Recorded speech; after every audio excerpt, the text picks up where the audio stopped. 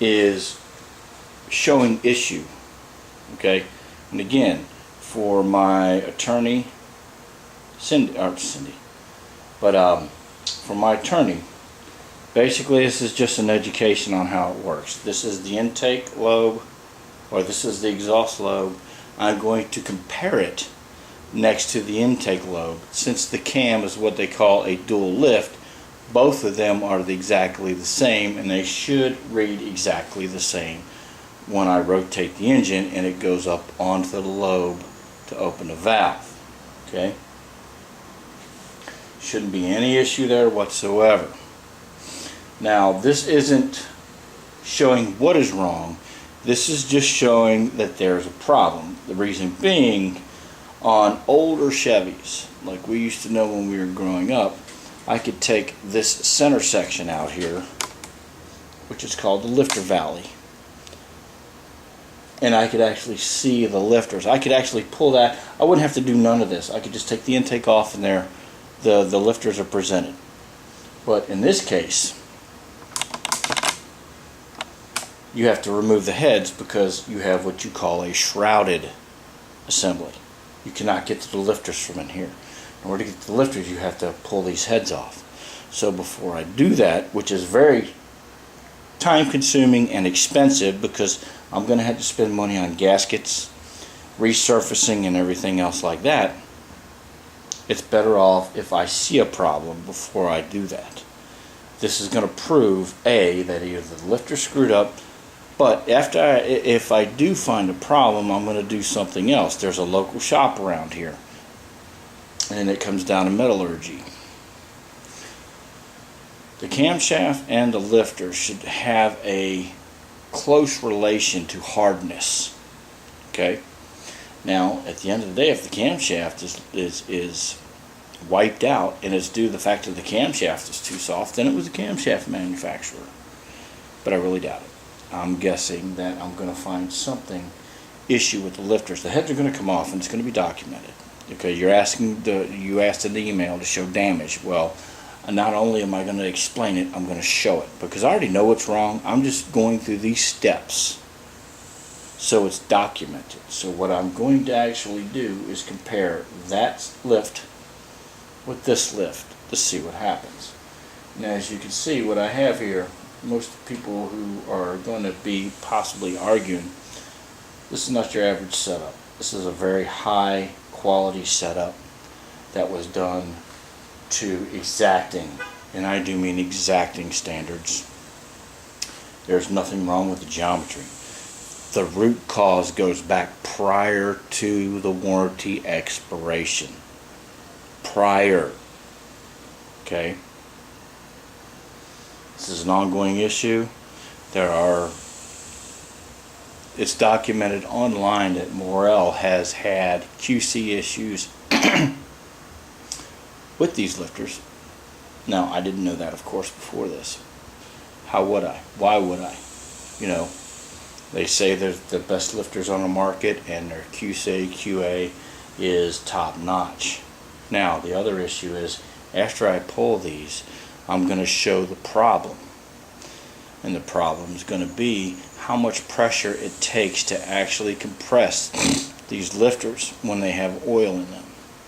Now, that could be a design flaw. And again, like I said, they didn't specify what kind of oil that I am supposed to run in this. There was no documentation with them. So, I'm going to show exactly how many pounds of force it's going to take to collapse that lifter. These springs here are Lunati Dual 650 spring kits. They are a beautiful match for these and the type of cam that I have in here. There should be absolutely no float. Valve train wise, I should be able to wind this as high as damn near my heart desires. Okay. What we're going to do here is I'm going to show the lift here, and then I'm going to have to cut, because I'm going to have to set this up. It's not an easy task. I got to make sure it's absolutely precise and make sure that the angle is correct with the rest of the motor. The angle has to be, whatever this angle is sitting here, it has to be extended out to this, so I have to make sure everything's parallel before I take my first measurement on the next one. This one's already been set up and done. It's sitting in the lifter cup as it is right now. and I'm going to go ahead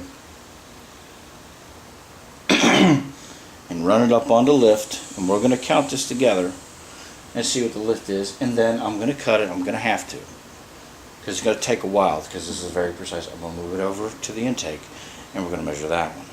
Okay, so I'm going to zoom in so you guys can see what it is. Come on, focus. Damn it, focus. Okay, that's not too bad. I'll try to get a little bit better. Try to get it centered up as good as I can. And it's about 1/1000th off. That's you know, if you guys want to pick her over that, fine. But it's 1/1000th off. All you got to do is add that to the final. Okay, so here we go.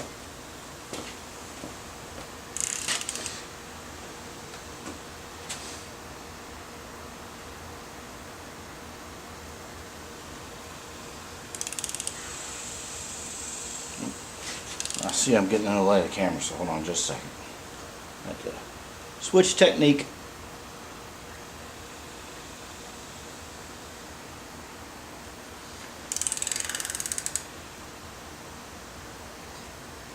Here we go. It just hit the base. You see it move just ever so slightly. Here we go.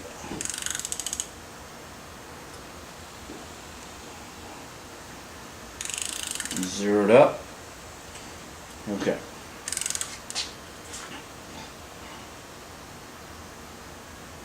One, two,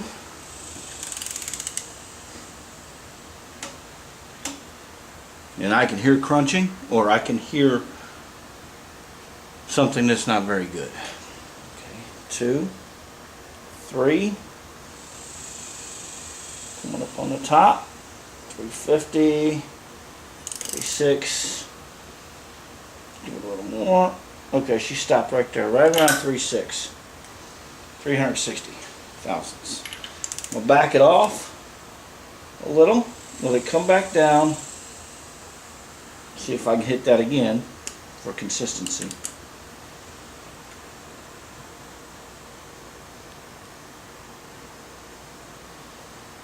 And that's coming back down.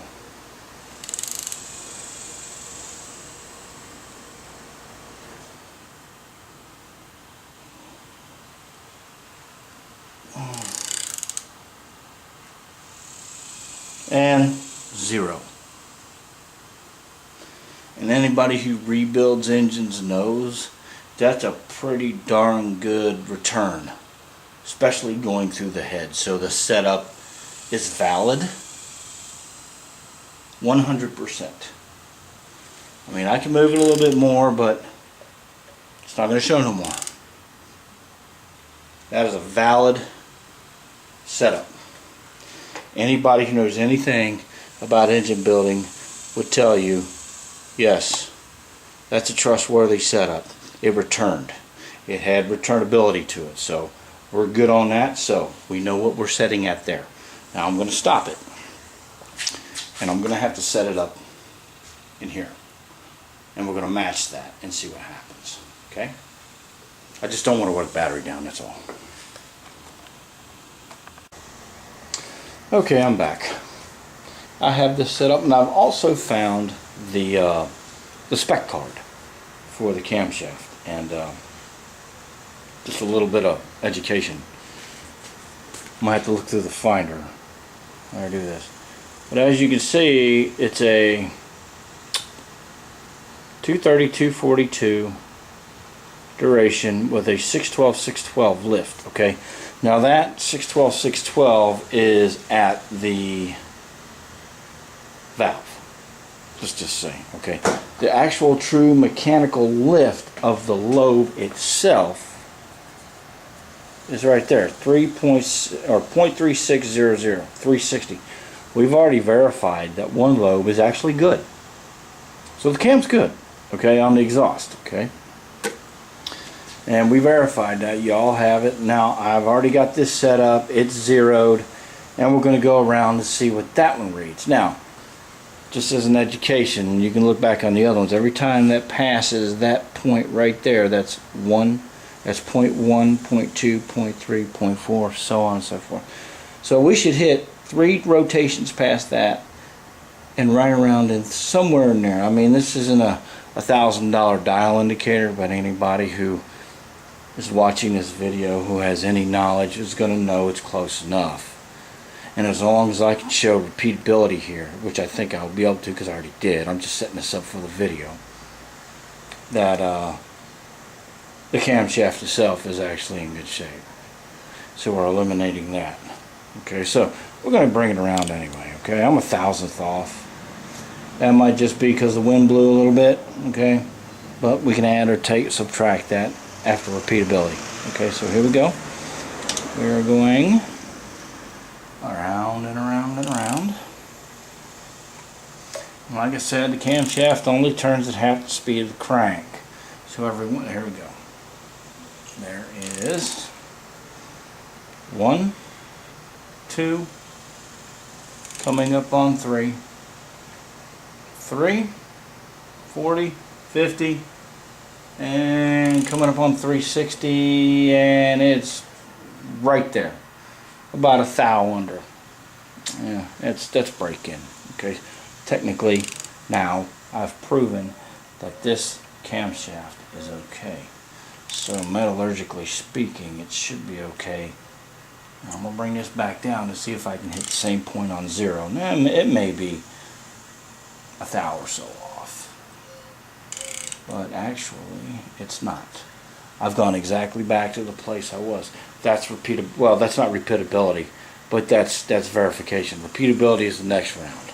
Okay, so I'm going to sit here and spin my baby right round again. So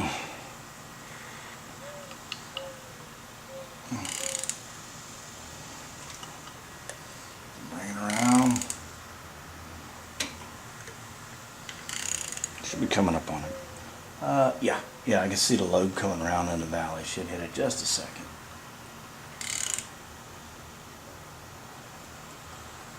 There we go. We're coming up on it.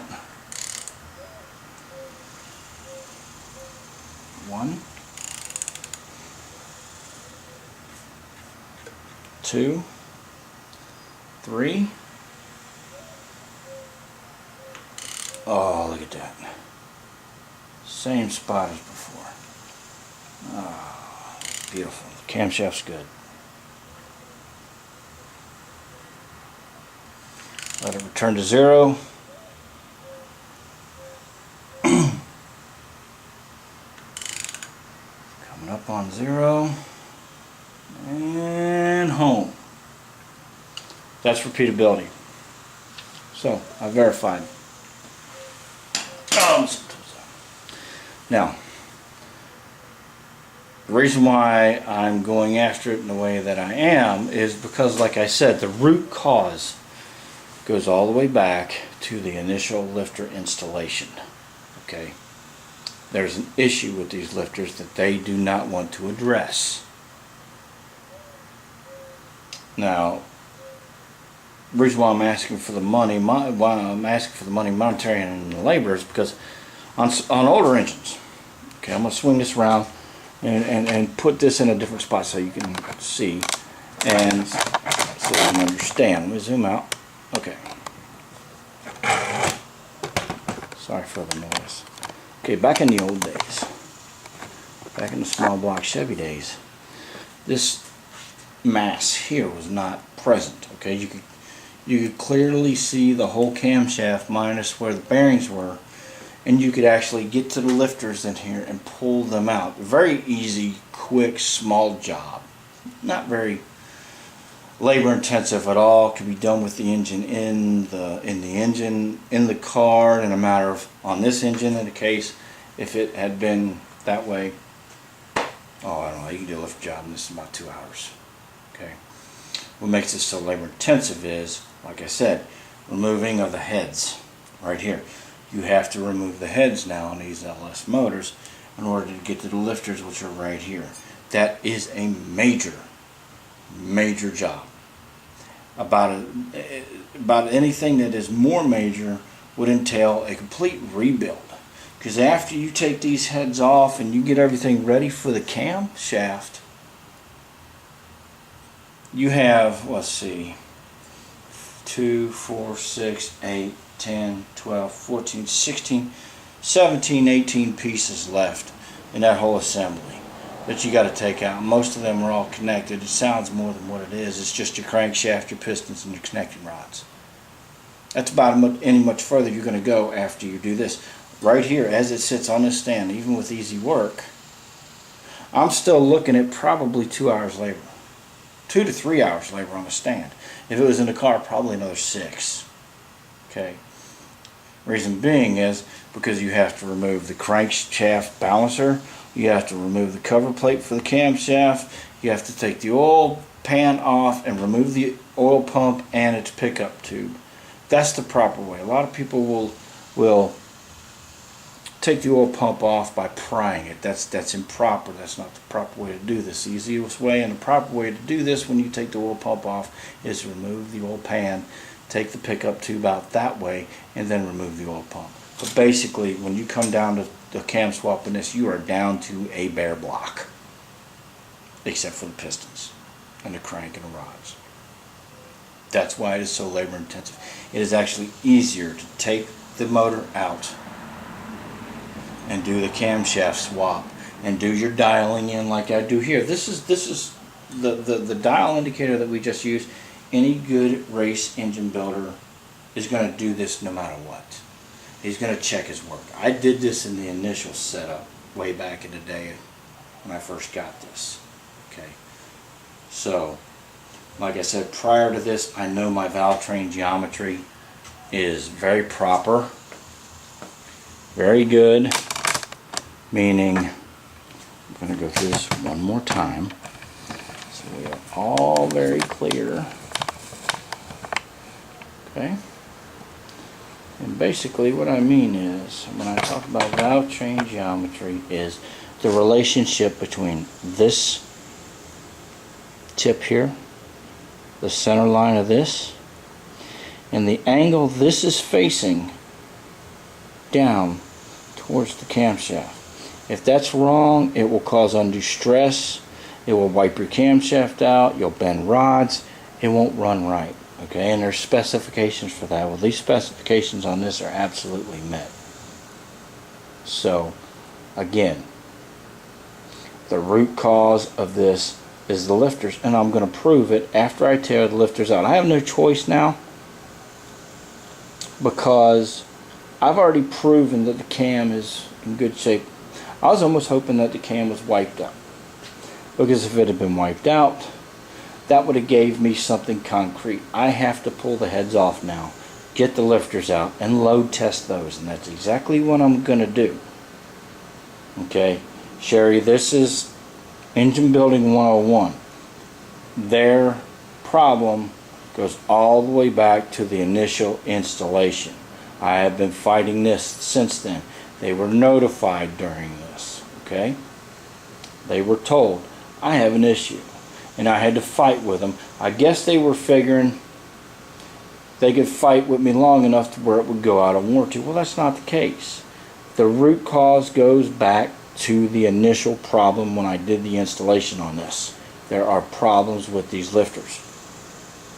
Now, I can get somebody over here and put them on camera who is certified well beyond even me to verify absolutely everything that I've done here to the nth degree.